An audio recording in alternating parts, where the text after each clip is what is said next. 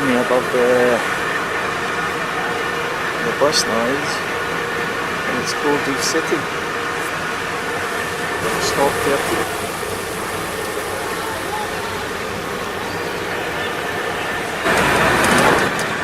I don't know if you can hear me, but it's a 2-hour trip.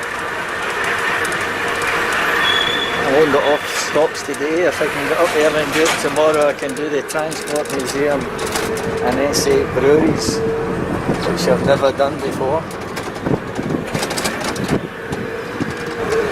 Gold Reef City.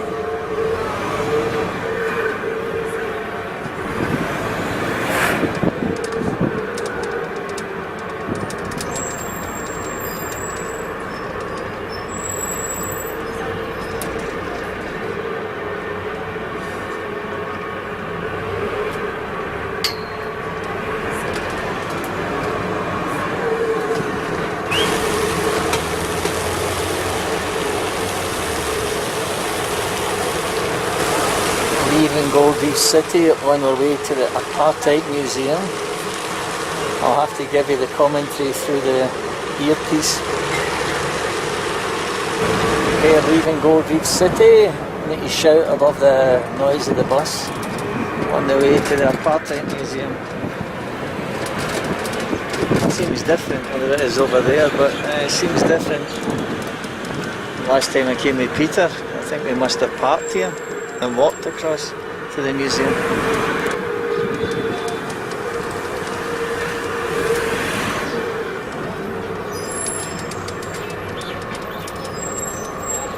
Oh, so this is obviously those that's been to the Apartheid Museum. So we get the minibus over there the last time, I'm sure. Oh, the big bus. Being the outside of the Apartheid Museum.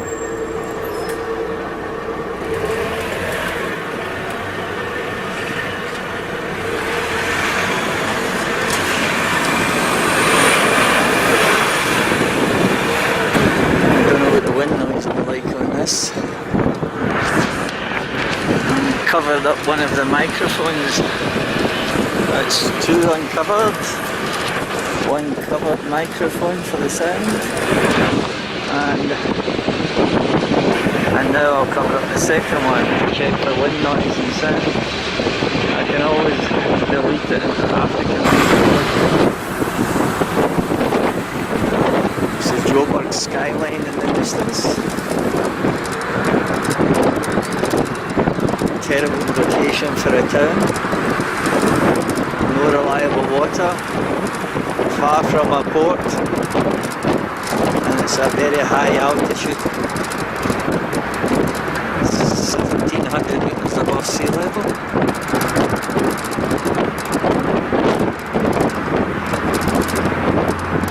Has one of the best climates in the world, but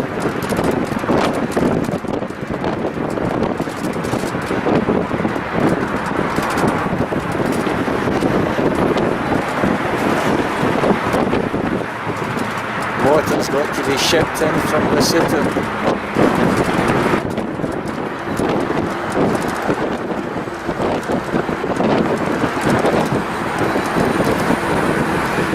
Soccer City in the distance.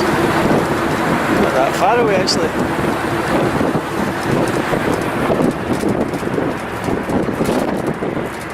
The Calabash in the distance. Soccer City. The remains of several mine dumps there.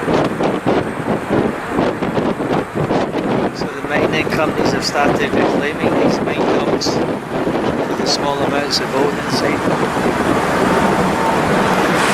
They're a health hazard because the dust is into the water table.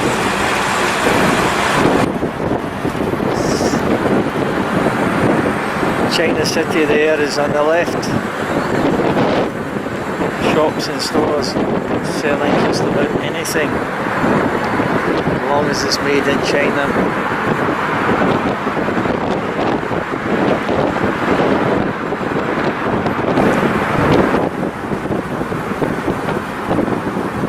Those shines mine shaft gears on both sides of the highway.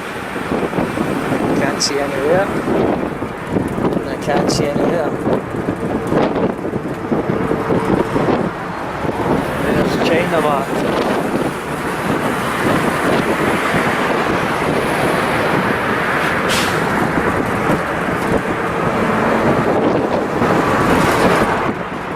Last time I done this was with Peter on Sunday. It was rather quiet. Look at the traffic now.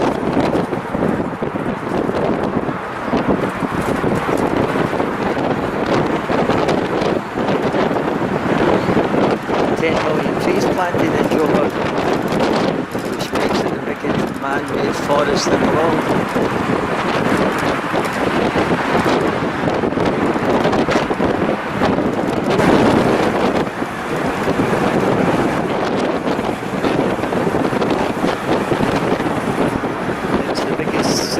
Situated near a river due to the discovery of gold.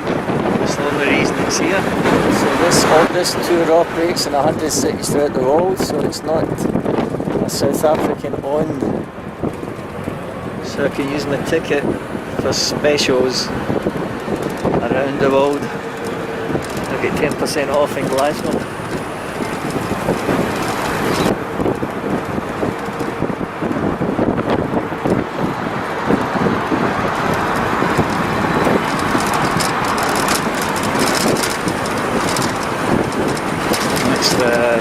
Rapid City bus terminal transport things.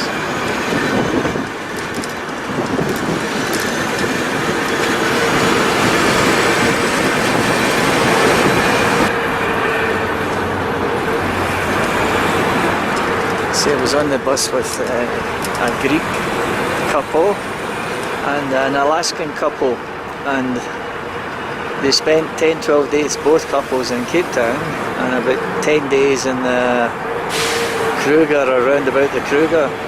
Cape Town was good. They spent a couple of days in Joburg, but it's not exactly a tourist city. These are the taxi system, terminuses, taxi ranks. This is the public transport in South Africa. The yellow monster truck on the left, 6 meters high, 125 ton.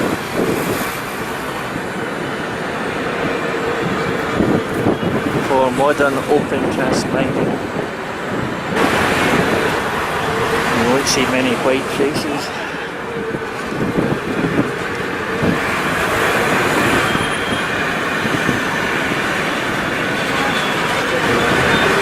Magistrates Court.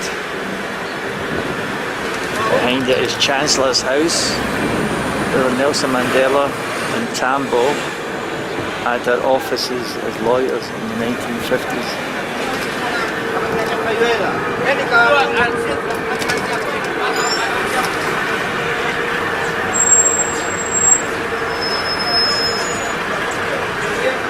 Street selling fruit, soup seller, vendor selling fruit.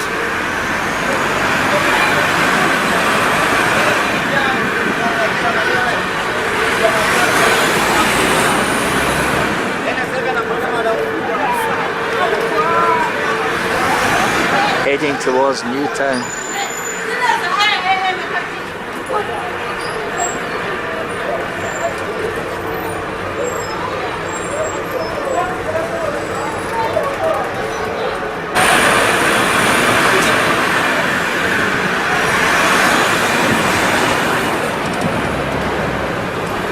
The building there.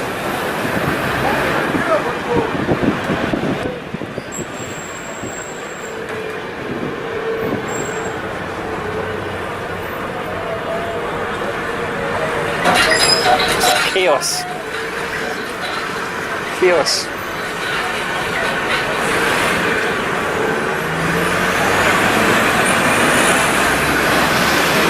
Quaint old shop selling everything.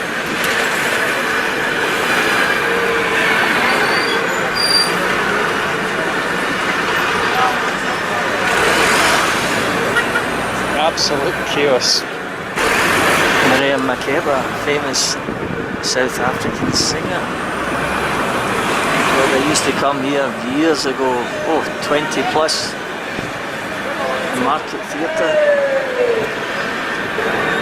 South African breweries, world of beer. Somebody's getting off.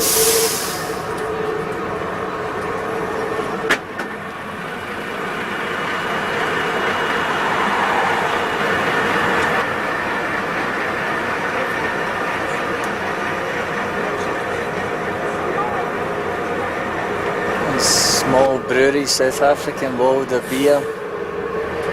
Just here for the tourists now.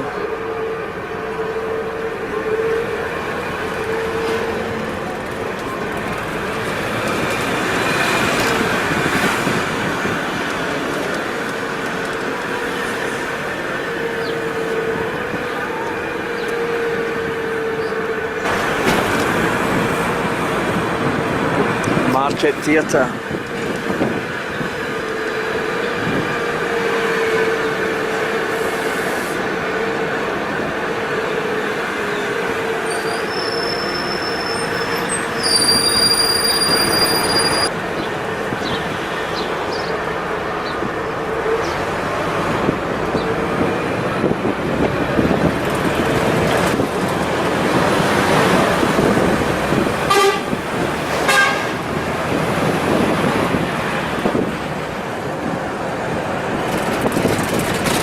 This is Newton.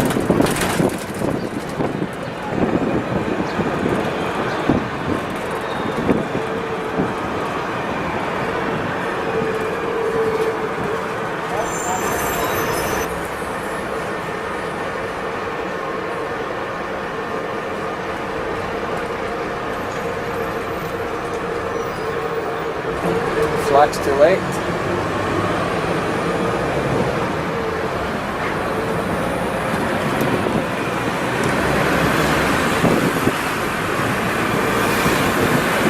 The railway station in Joburg.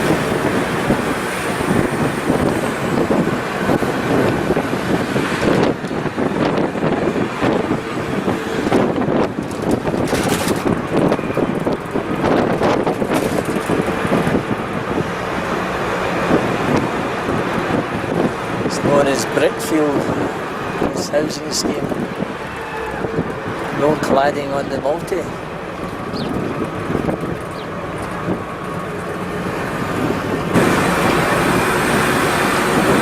This is the Nelson Mandela Bridge. Wasn't built to span a river. Crosses over a railway shunting yard.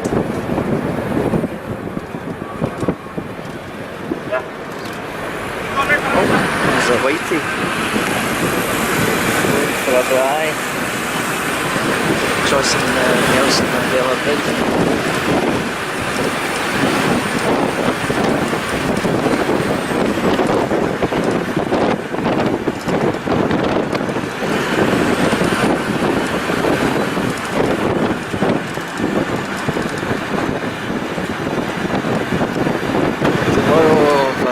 Bus tour, which I will. I'll sit on the right hand side of the bus.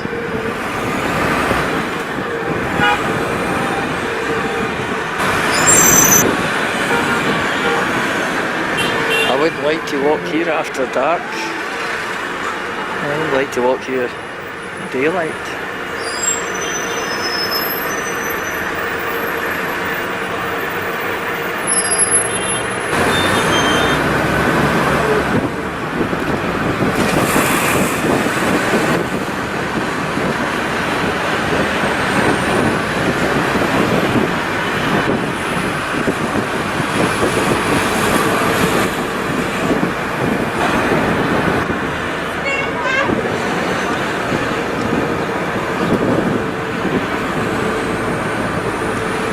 Talking about Maripeng, cradle of mankind.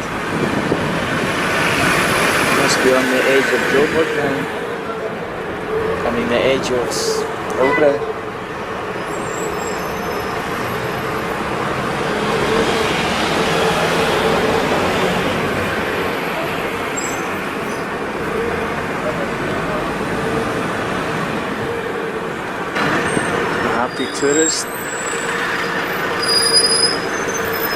doesn't look that happy right now.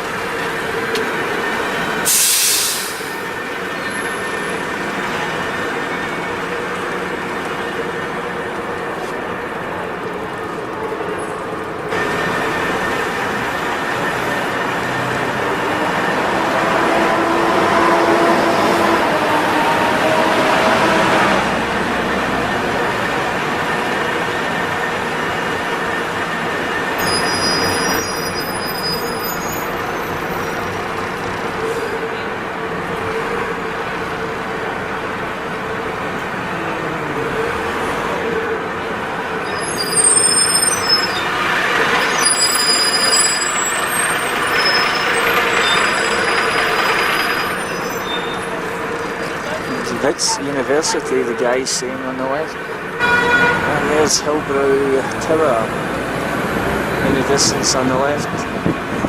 Which means we don't go into Hillbrow, it's not safe. We don't go into Hillbrow, there's Vitz.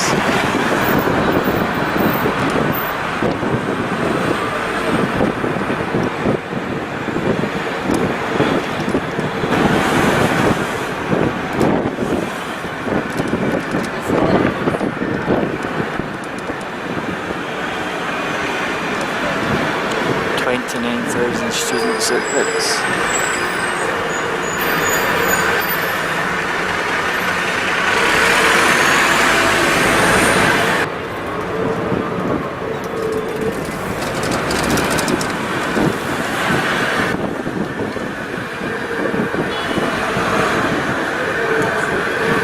As you can see, it's winter and not many shorts about and a lot of jackets.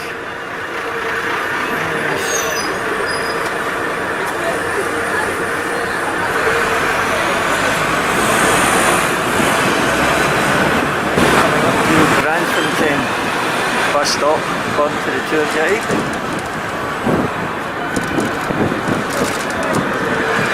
It's getting a bit windy and chilly, and here we go. This must be a happy tourist.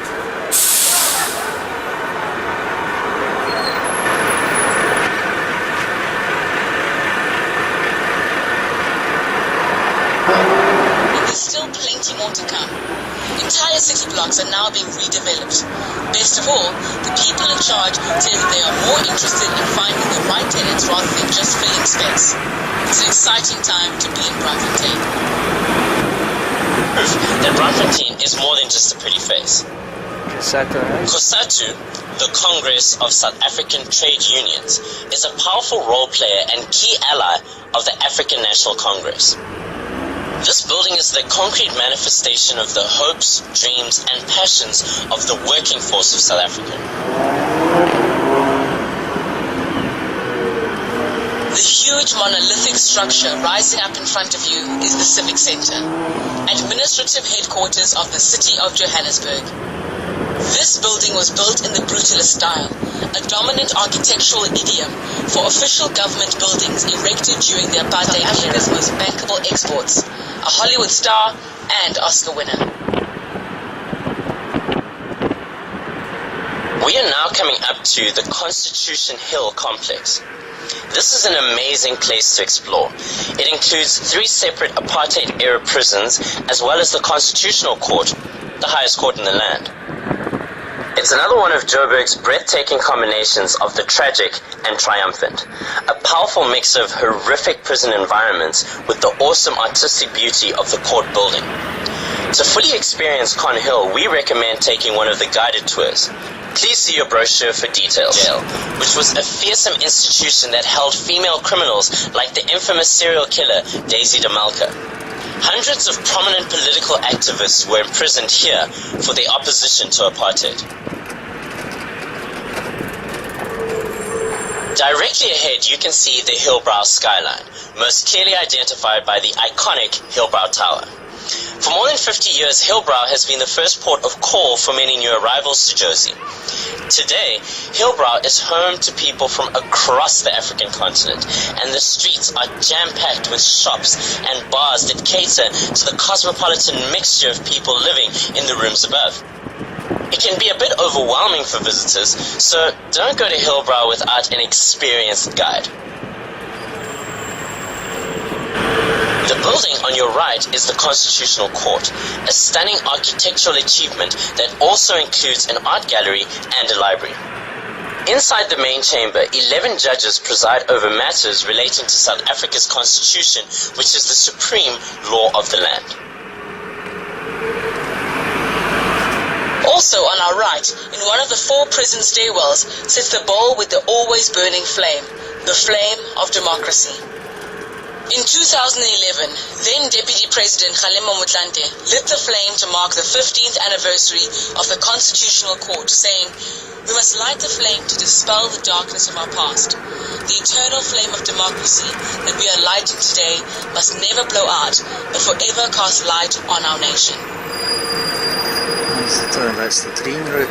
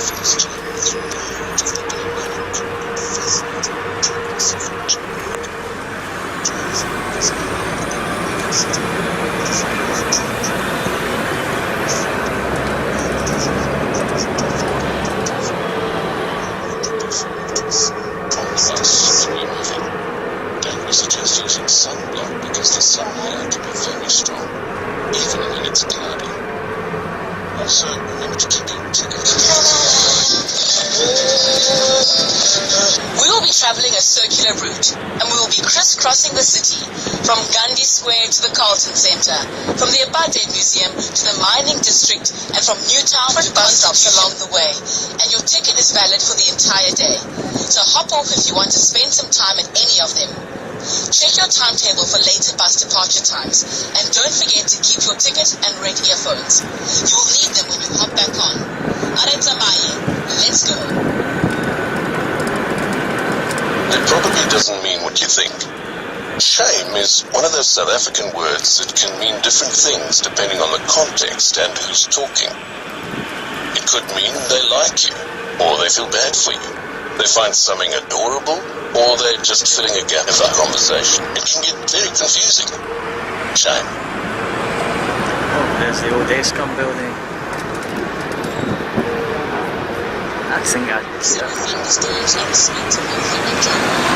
Dark clouds build up in the afternoons, lightning crisscrosses the gloomy, pre-dusk dark, and before you know it, you can't see or hear because of the tons of water pouring out of the heavens and the barreling thunder.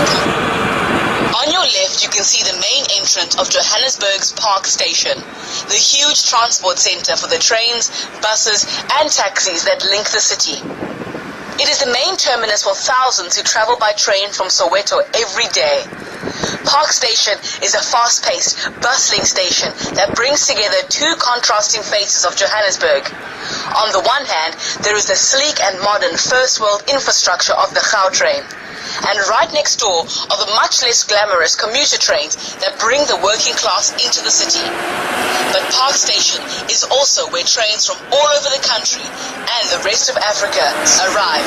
And this is the Department of Home Affairs. Today, foreign nationals from across Africa come to get their work permits here.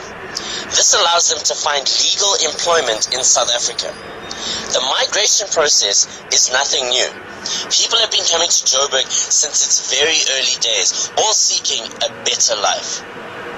This latest wave of immigrants often have to stand in line for hours or even days before they can get their papers. It was from here that the notorious Dompas or pass books were issued for the Johannesburg area. If you were a black person during those days, your whole economic life was controlled by this office. If you could get a pass, this meant you could work in the city, then a designated white area. Your pass entitled you to temporary residential status. If you were caught with other pass economically barren rural homelands areas designated for blacks.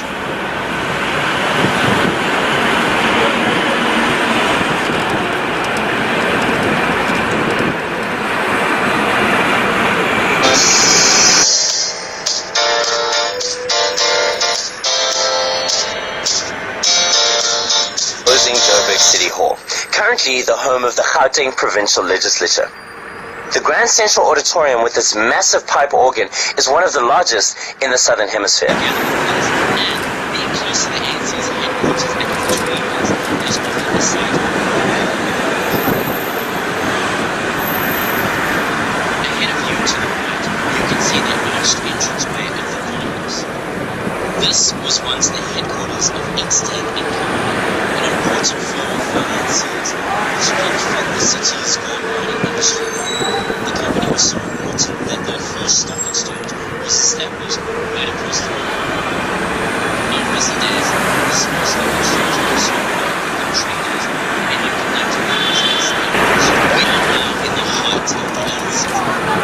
This area of the CBD is where all the gold mining magnates and their offices, and even though the implements have changed, you can still see lots of impressive old buildings with elaborate embroidered signs. Getting stuck in traffic is part of the real Joburg experience. Tambo Airport is one of the busiest intersections in the Southern Hemisphere. To try and keep up with the traffic, authorities have improved and widened the 80-kilometer ring road that circles the city. Passing an old mine headgear.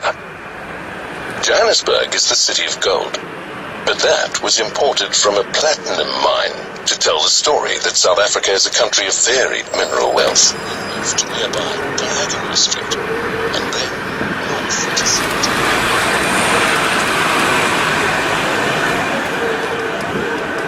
Hop off at our next stop for Hollard Street, the heart of the mining district, where you will find many works of art and sets used for crushing rock. The walk isn't long, but it's very interesting. Check your brochure for details and bus pickup times.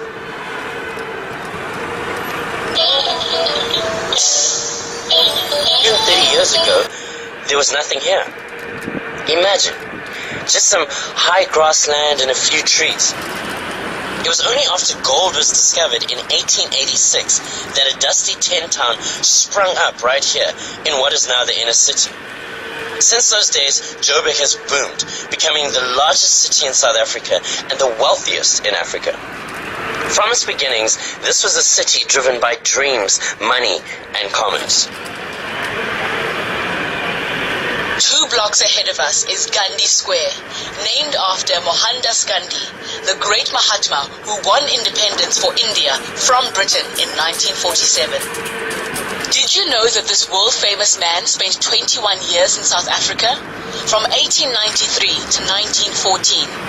In that time, he changed South Africa as much as South Africa changed him. In fact, when he first arrived in Durban as a young lawyer, he was not very political at all. These humiliating incidents were a turning point for Gandhi, which is why he took up the struggle against the persecution of non-whites. To honor Gandhi's time in the city, there is a statue of the great man, dressed in flowing lawyer's robes, at the far end of the square that was named in his honor. The Carlton is Africa's first genuine skyscraper and a tall symbol of Joburg's ambitions. Opened in 1973 and standing 50 stories high, the Carlton Center is still the highest building in Africa. The Carlton Center and the 600-room Carlton Hotel remains the premier hotel in Joburg.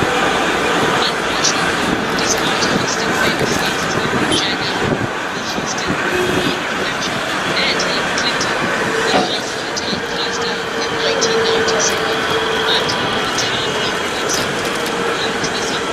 tax collection agency.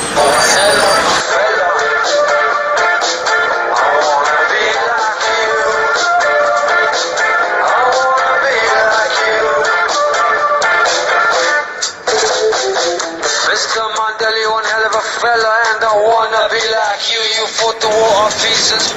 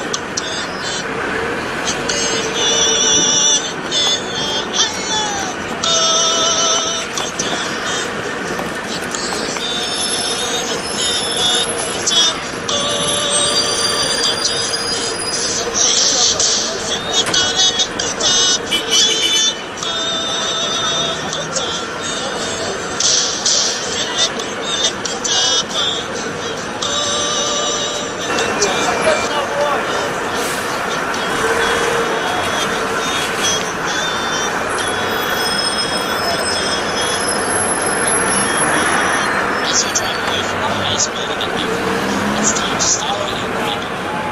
Deep. That's between the different sections of the island. Where we are expecting It turned out that there was gold on the farm, and George Harrison was granted the valuable discoveries claim, which he only sold for £10. Harrison then disappeared into the wilderness and was never heard from again. In any event, news of the find spread like wildfire, and diggers were able to get moved. Soon, there were hundreds of men running around the island trying to get the village.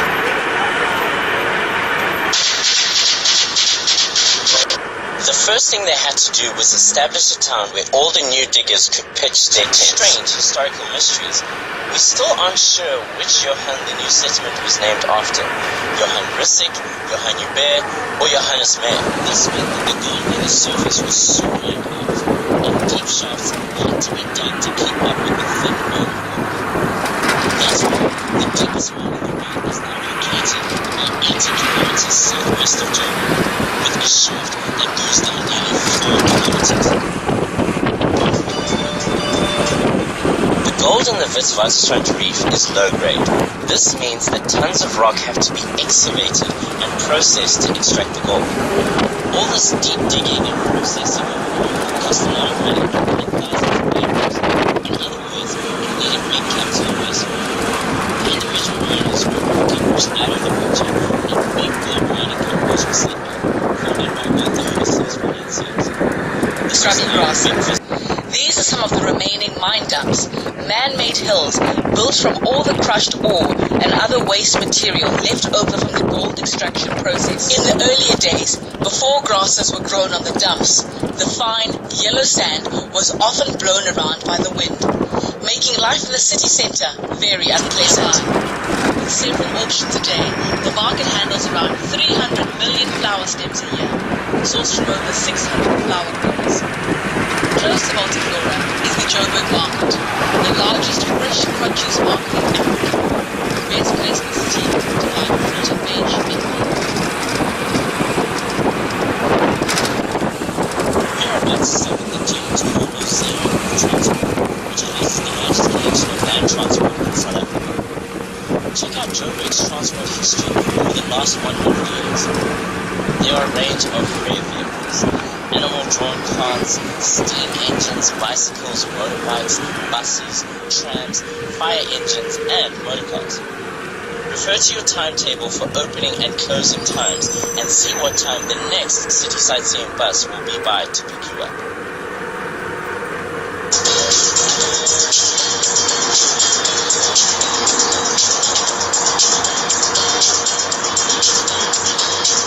often neglected or cleaned. This flat-rate beauty because the area has a couple of real gems that are well worth exploring.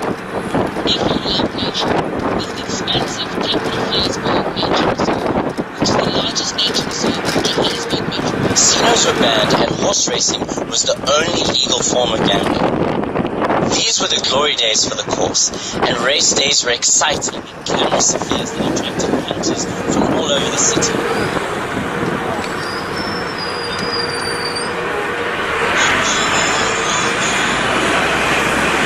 Daisy was born in Grahamstown, and she studied as a nurse before falling in love with a gentleman named Bert Fuller. Sadly, Bert caught black water fever and died on the very day they were to be married. It was an ominous omen of things to come. 18 months later, Daisy married William Carr, a plumber in Johannesburg. Life was not kind to them. They had 5 children, but only one, Rowan Cecil, survived from infancy. Then, after 14 years of marriage, William became very ill after taking some Epsom salts. His condition deteriorated rapidly as he screamed in pain, turned blue, and started foaming at the mouth. After a painful death, he was moved to ward when he had died of a cerebral hemorrhage, and the widow inherited £1,800, a huge sum of money in the courts of the 3 years later, Daisy married another man named Robert Scott. Just a few months after their wedding, Scott also became very ill. You need to realize that after drinking some beer and company of his wife and stepson, the death was again for the cerebral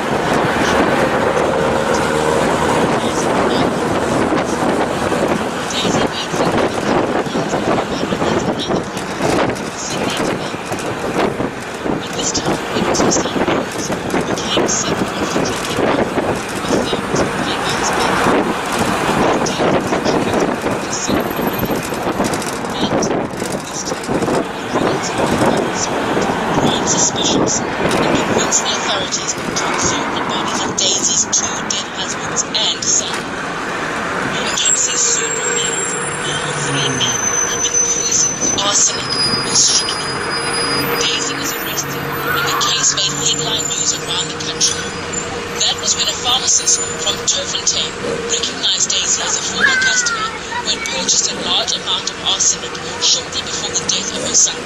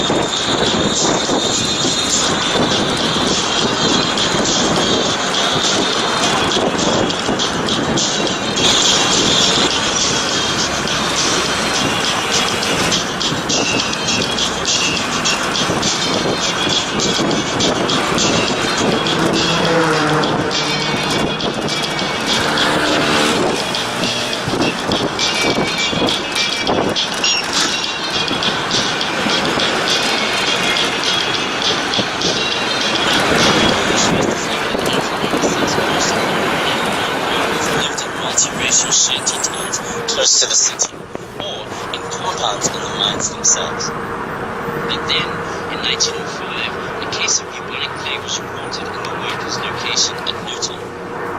The city authorities took this outbreak as an opportunity to remove all the a suburb of Soweto in 1956. Soon, the government had set up more than a dozen more suburbs in the area, each reserved for a specific language or cultural group in parallel with its neighbor, Joburg. Sometimes friends, sometimes enemies, always connected. Soweto continues to act as an essential counterpoint to the city.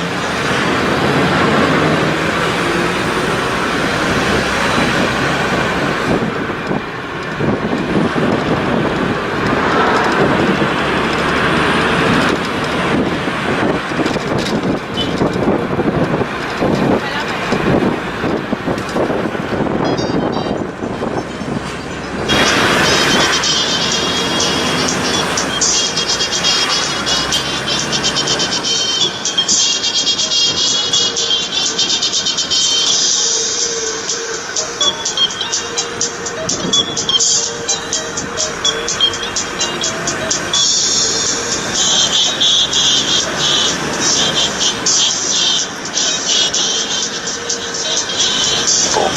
it is an unforgettable place to visit. Some say it is the true and real spirit of Igoli.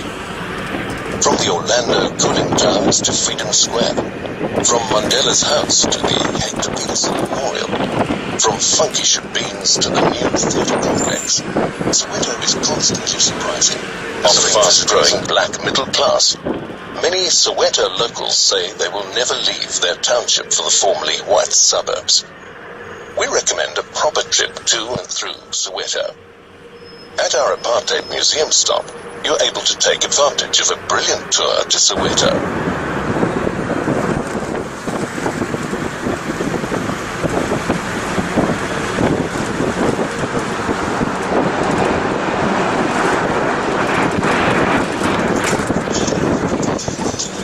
The big Ferris wheel ahead of you marks the location of Gold Reef City. Back in the early days of Joburg, this was a working gold mine. But after the gold ran out, it was turned into a museum. Visitors can take a guided tour down into one of the old shafts to experience what it's like to be an underground mine. Gold Reef City is a family destination, from authentic old boasting the theme park, heritage mine, interesting events, affordable entertainment, dining and gaming. Our next stop will be for the Tsoho Sun Hotel and Gold Reef City theme park. For those of you wanting to visit the Apartheid Museum, please wait on the list. You can't help but notice the overwhelming demand for the city's sightseeing Johannesburg content. All our stories are either black or white. And yes, we don't mean the colours, but rather the people. So much about the history of Johannesburg has a political and racial slant, and it just can't be ignored. Apartheid results in decades of white dominance. This meant that so many black stories and achievements went unrecognized and ignored. Reducing this is a huge challenge.